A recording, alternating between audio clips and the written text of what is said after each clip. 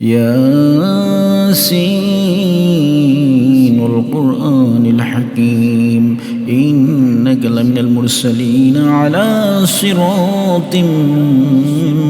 مستقيم تنزيل العزيز الرحيم لتنذر قوما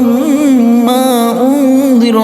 آباؤهم فهم غافلون لقد حق القول على أكثرهم فهم لا يؤمنون إنا جعلنا في أعناقهم أغلالا فهي إلى الأذقان فهم مقمحون وجعلنا من بين أيديهم سدا ومن خلفهم سدا فأغشيناهم فهم لا يبصرون وسواء عليهم أأنذرتهم أم لم تنذرهم لا يؤمنون إنما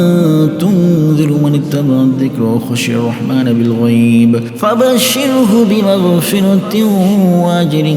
كريم إنا نحن نحيي الموتى ونكتب ما قدموا وآثارهم وكل شيء حصيناه في إمام مبين واضرب لهم مثلا أصحاب القرية إذا جاءهم المرسلون إذا أرسلنا إليهم اثنين فكذبوهما فعززنا بثالث فقالوا إنا إليكم مرسلون قالوا ما أنتم إلا بشر مثلنا وما أنزل الرحمن من شيء إن أنتم إلا تكذبون